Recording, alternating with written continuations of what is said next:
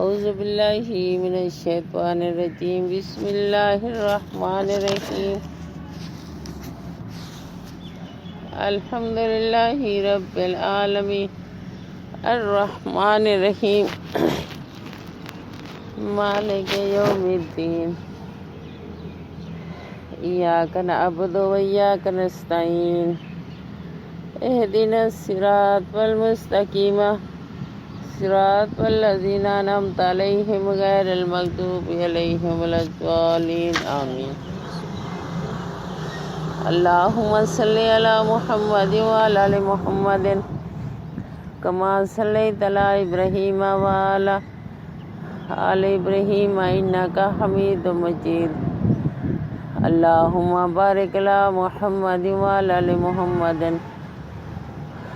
کما بارکت علی ابراہیم وعلی آل ابراہیم انک حمید مجید رب اشرح لی صدری ویسر لی امری واحلل عقدۃ من لسانی یفقہوا قولی یا رب زدنی علما یا رب زدنی علما یا رب زدنی علما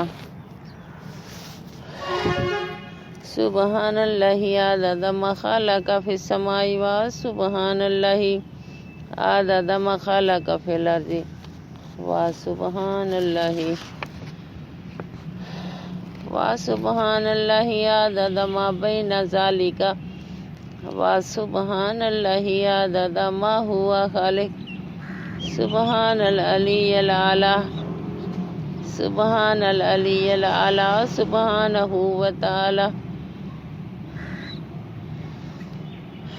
سبحان ربک رب العزت عما یصفون وسلام علی المرسلین والحمد للہ رب العالمین قل ان صلاتی و نسکی و محیای و مماتی للہ رب العالمین لا الہ الا اللہ مخلصین لہ الدین ولو کرہ الکافرون نحمدہ وصلی علی رسولہ الکریم اما بعد 8واں پارہ اس میں جیسے ذبیحہ کے بارے میں ہے جس پر اللہ کا نام نہ لیا جائے وہ ہمارے لیے حرام ہو جاتا ہے اور اے نبی صلی اللہ علیہ وسلم اگر آپ ان لوگوں کی اکثریت کے کہنے پر چلو جو زمین میں بستے ہیں پانی تھوڑا جپا تو وہ آپ کو اللہ کے راستہ سے بھٹکا دیں گے، یعنی نبی کو بھی بھٹکا، وہ تو محض گمان پر چلتے ہیں اور قیاس آرائیاں کرتے ہیں۔ در حقیقت تمہارا رب جو ہے نا زیادہ بہتر جانتا ہے کہ کون اس کے راستے سے ہٹا ہوا ہے اور کون سیدھی راہ پر ہے۔ یہ ہے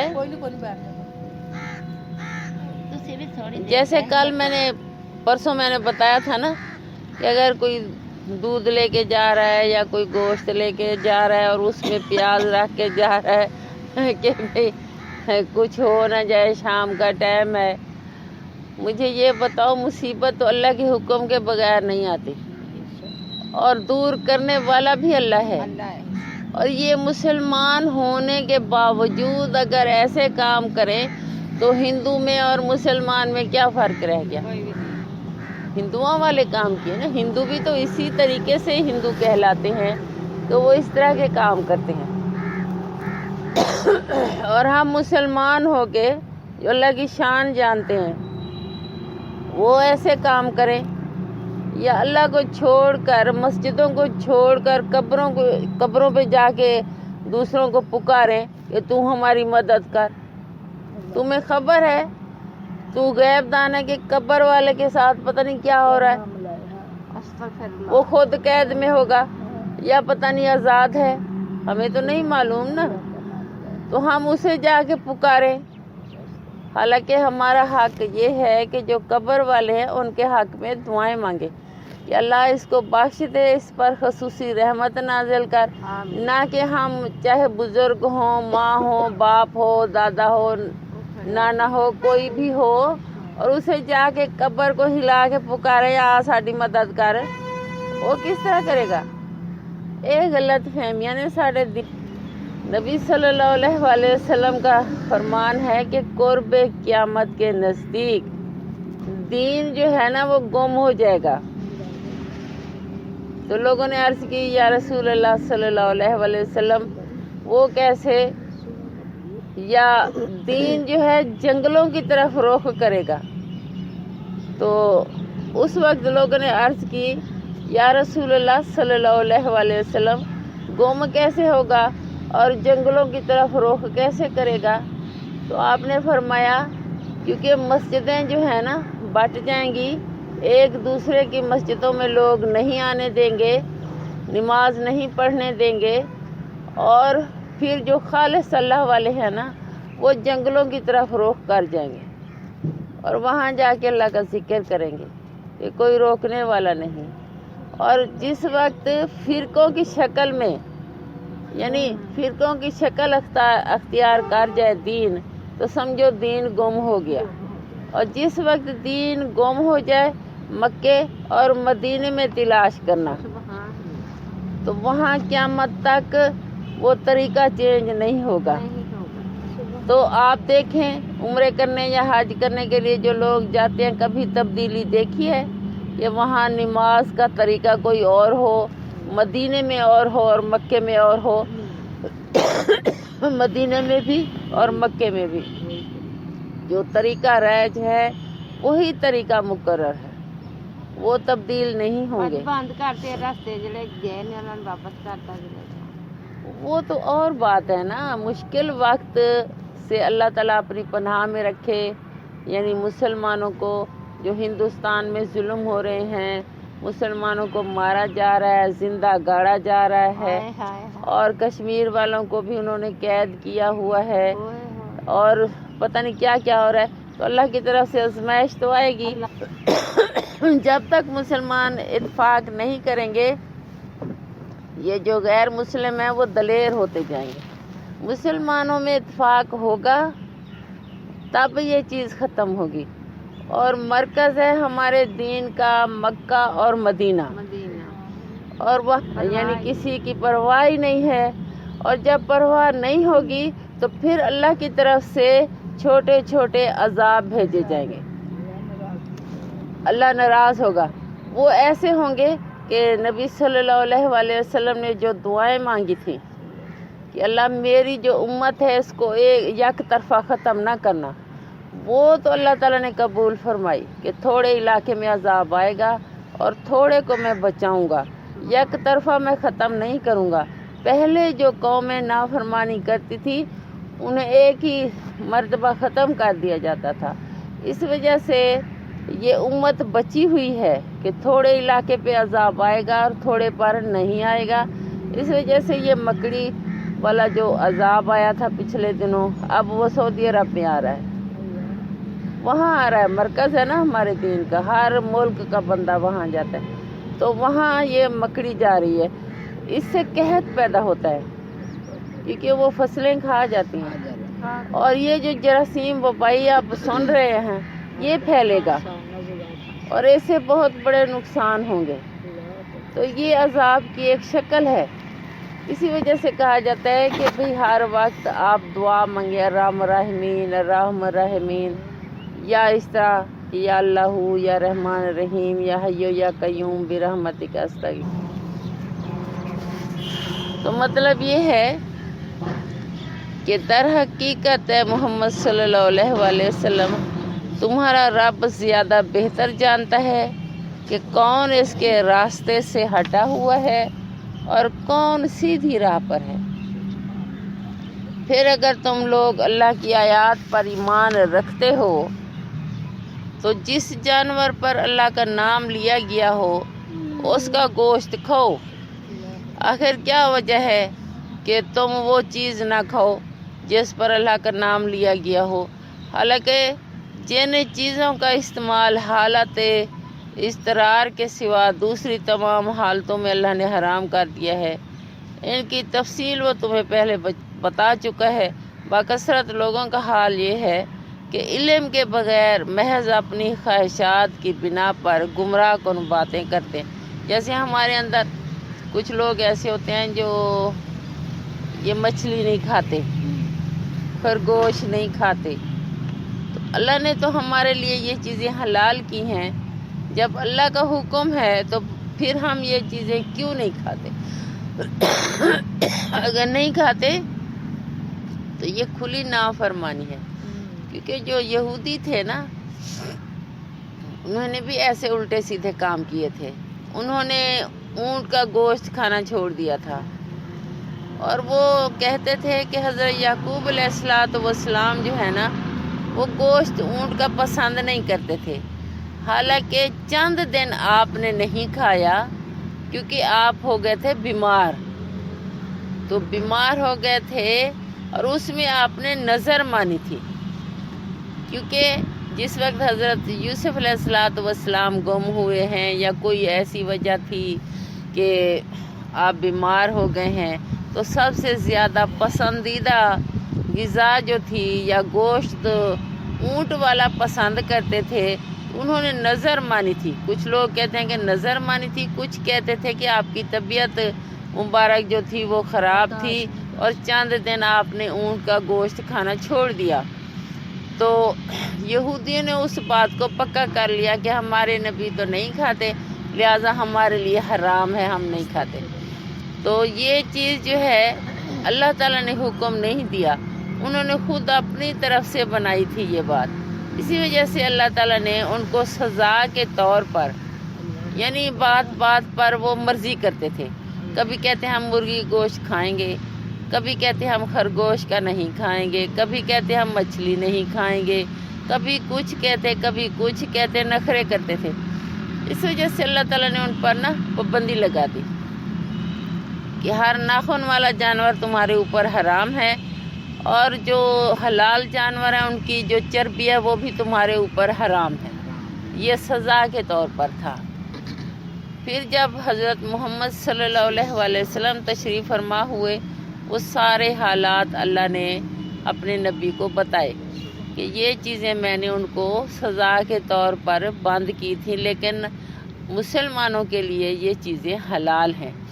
ان کو میں نے سزا اس وجہ سے دی تھی کہ وہ حلال چیزوں کو اپنے اوپر انہوں نے حرام کیا تھا، اس وجہ سے میں نے پھر روک دیا ان کو کہ نہ ہی کھائیں، کیونکہ نعمتوں کی وہ ناشکری کر رہے تھے۔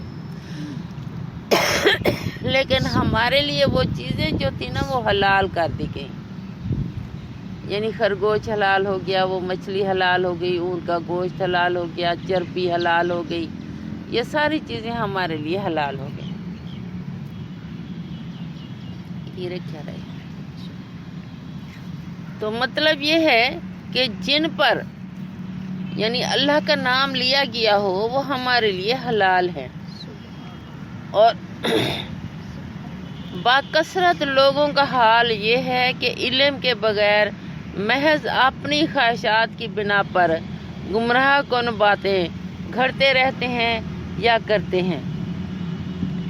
ان حد سے گزرنے والوں کو تمہارا رب اے محمد صلی اللہ علیہ وآلہ وسلم خوب جانتا ہے۔ تم کھلے گناہوں سے بھی بچو اور چھپے گناہوں سے بھی۔ سبحان اللہ۔ اور جو لوگ گناہ کا اکتساب کرتے ہیں وہ اپنی اس کمائی کا بدلہ پا کر رہیں گے۔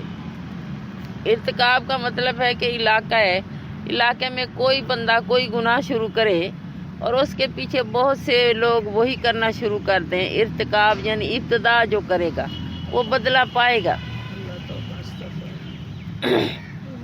تو وہ اپنی اس کمائی کا بدلہ پا کر رہیں گے۔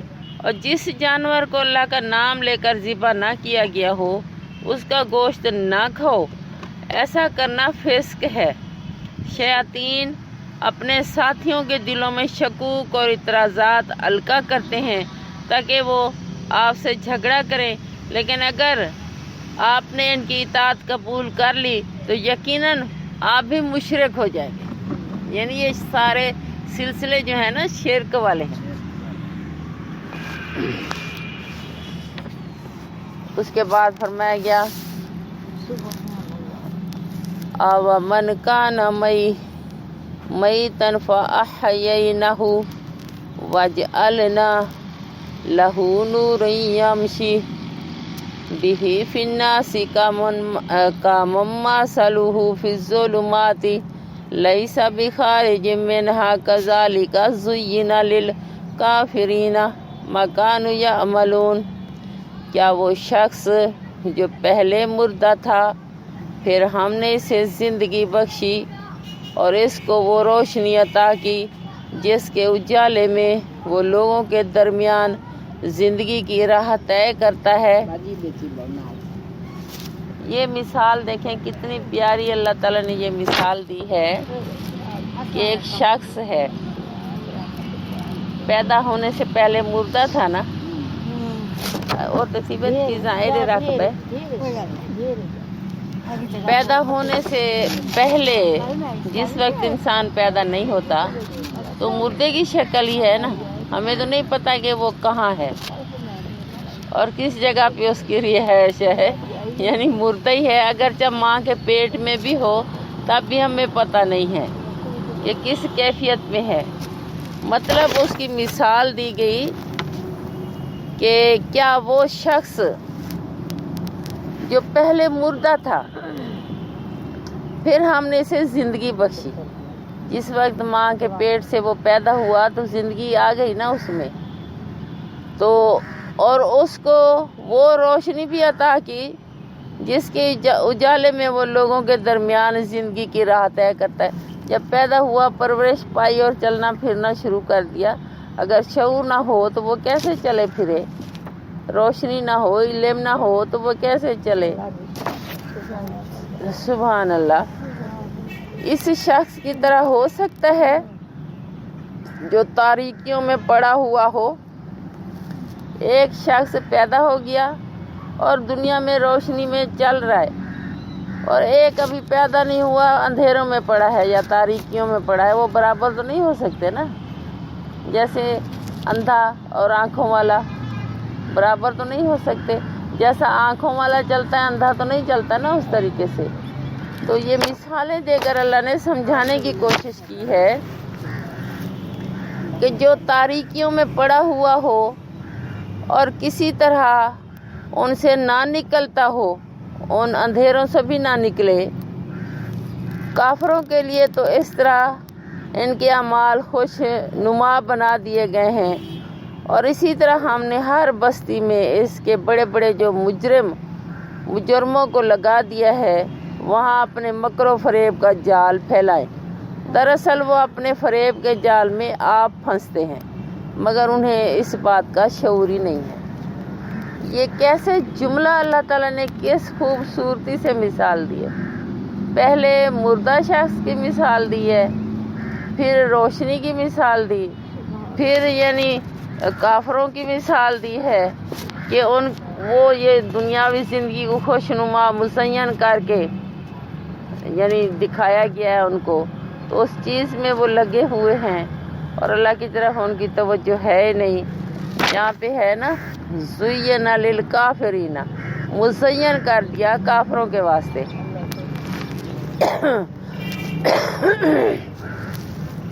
और उसके बाद अल्लाह ताला ने फरमाया इसी तरह व कज़ालिका का मतलब है और इसी तरह जअलना फी कुल्ली करियतिन, यानी बना दिया हमने हर बस्ती को या हर शहर को, करिया कहते हैं बस्ती को, अकाबिरा मुजरिमीहा लियमकुरू फीहा, यानी अकबर कहते हैं ना बड़ी चीज़ को, यानी हर बड़े मुजरिम को, हर बस्ती में इसके बड़े बड़े मुजरमों को लगा दिया है। फीहा यानी इसमें वमा यमकुरूना इल्ला बिअनफुसिहिम वमा यशउरून, कि वहाँ अपने मकरो फरेब का जाल फैलाएं। दरअसल वो अपने फरेब के जाल में आप फंसते हैं مگر انہیں اس بات کا شعور ہی نہیں ہے کہ ہم خود پھنس رہے ہیں. استغفراللہ. وَإِذَا جَاءَتْهُمْ آيَةٌ قَالُوا لَن نُؤْمِنَ حَتَّى نُؤْتَىٰ مِثْلَ مَا أُوتِيَ رُسُلُ اللَّهِ اللَّهُ أَعْلَمُ حَيْثُ يَجْعَلُ رِسَالَتَهُ سَيُصِيبُ الَّذِينَ أَجْرَمُوا صَغَارٌ عِندَ اللَّهِ وَعَذَابٌ شَدِيدٌ بِمَا كَانُوا يَمْكُرُونَ. جب ان کے سامنے کوئی آیات آتی ہے تو وہ کہتے ہیں ہم نہ مانیں گے جب تک کہ وہ چیز خود ہم کو نہ دی جائے. مطلب یہ ہے کہ نبی صلی اللہ علیہ وآلہ وسلم پر جب آیاتیں نازل ہوتی تھیں تو وہ نہیں مانتے تھے. وہ کہتے تھے جس طرح آپ کے پاس آیاتیں آتی ہیں ہمارے پاس بھی ہے. ہم عام لوگ آیاتوں کے یعنی برداشت کرنے کی قوت ہے ہمارے اندر یا وہی برداشت کرنے کی قوت ہے؟ آپ صلی اللہ علیہ وآلہ وسلم کو تو تیار کیا گیا تھا. آپ کے تو آپریشن بھی ہوئے تھے.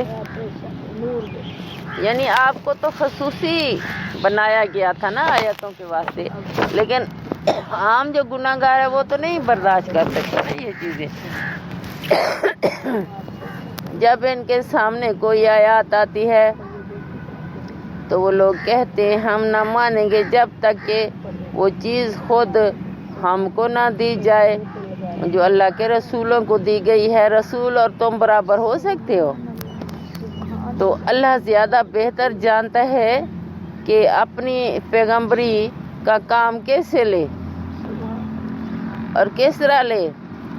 یعنی اللہ زیادہ جانتا ہے نا کہ کس کو علم دوں کس کو نہ دوں, کس کے ساتھ رابطہ رکھوں کس کے ساتھ نہ رکھوں. تو یہ زیادہ بہتر اللہ جانتا ہے نا, ہم تو نہیں جانتے نا. اور کس طرح لے, قریب ہے وہ وقت جب یہ مجرم اپنی مکاریوں کی پاداش میں اللہ کے ہاں ذلت اور سخت عذاب سے دو چار ہوں گے.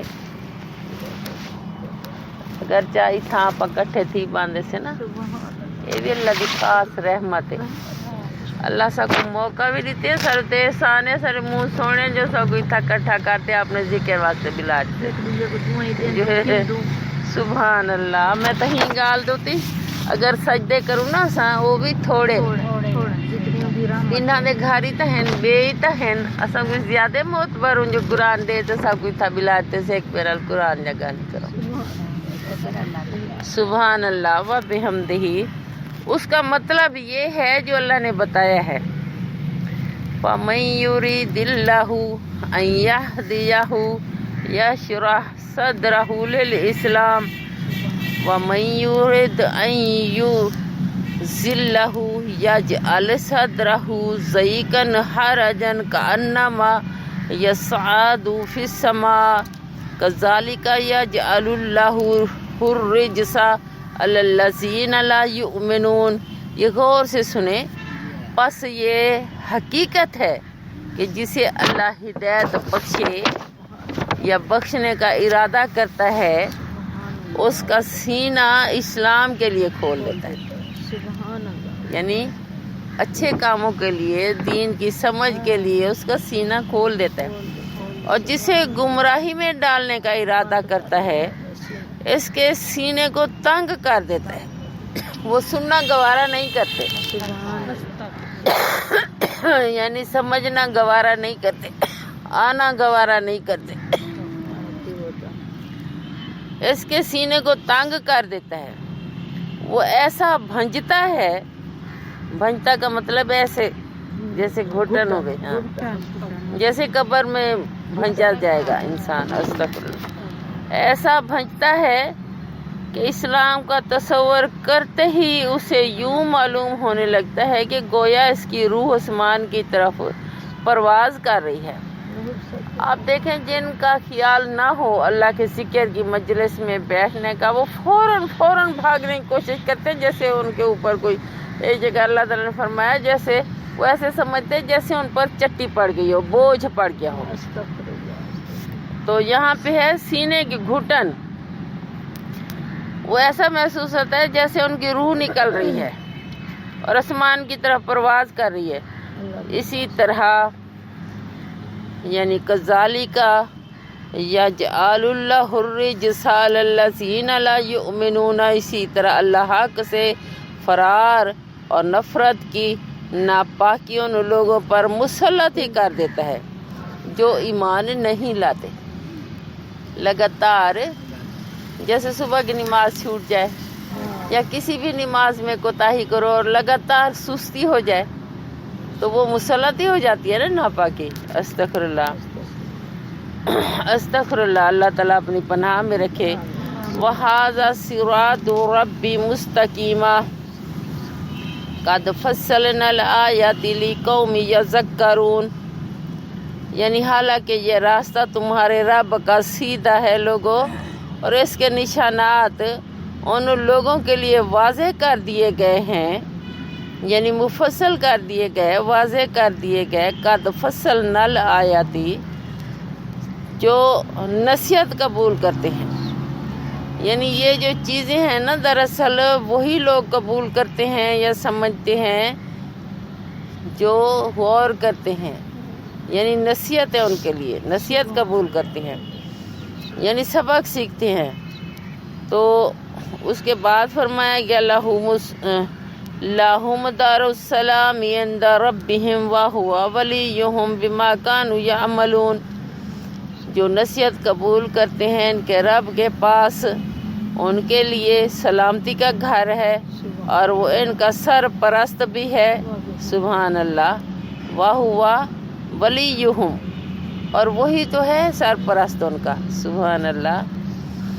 تو اس صحیح طرز عمل کی وجہ سے جو انہوں نے اختیار کیا، یعنی اگرچہ انہوں نے کوئی اچھی بری بات سنی ہے، اس میں تمیز رکھی ہے، یہ بری ہے یہ اچھی ہے، اور اچھی پر انہوں نے عمل کرنے کی کوشش کی ہے، تو اللہ نے ان کی سرپرستی کی۔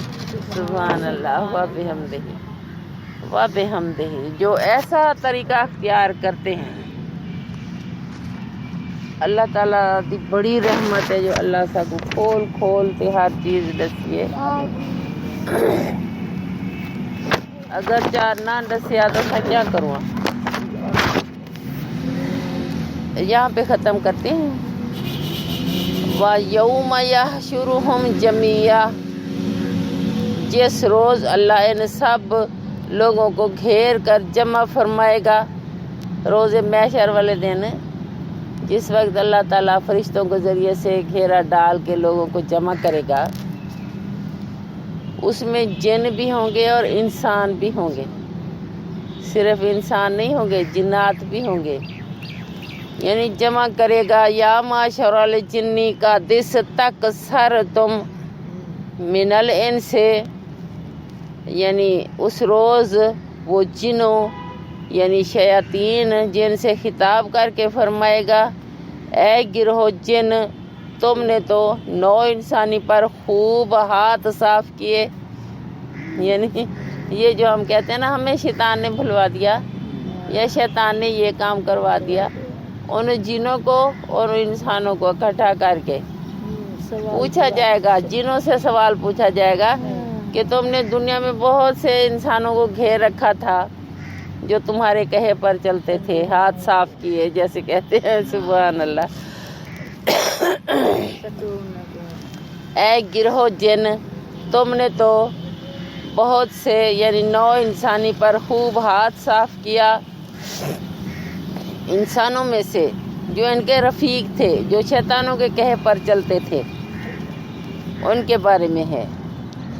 وَقَالَ أَوْلِيَاؤُهُم مِّنَ الْإِنسِ رَبَّنَا اسْتَمْتَعَ بَعْضُنَا بِبَعْضٍ وَبَلَغْنَا أَجَلَنَا الَّذِي أَجَّلْتَ لَنَا قَالَ النَّارُ مَثْوَاكُمْ خَالِدِينَ فِيهَا إِلَّا مَا شَاءَ اللَّهُ إِنَّ رَبَّكَ حَكِيمٌ عَلِيمٌ۔ اور اس کے بعد فرمایا گیا کہ انسانوں میں سے جو ان کے رفیق تھے وہ عرض کریں گے،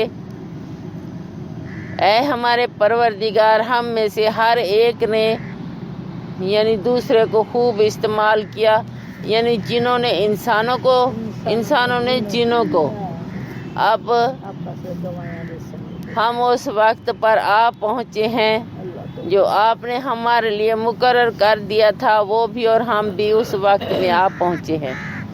اللہ فرمائے گا اچھا اب آگ تمہارا ٹھکانہ ہے، اس میں تم ہمیشہ رہو گے۔ استغفر اللہ۔ اسی طرح اللہ تعالیٰ فرماتا ہے وَكَذَلِكَ نُوَلِّي بَعْضَ الظَّالِمِينَ بَعْضًا بِمَا كَانُوا يَكْسِبُونَ، یعنی اسی طرح یعنی ہمیشہ رہے گو، ایسے بچیں گے صرف وہی جنہیں اللہ بچانا چاہے گا۔ بے شک تمہارا رب دانا اور علیم ہے۔ تو انشاءاللہ اس کو تفسیر جو ہے نا کل بتائیں گے۔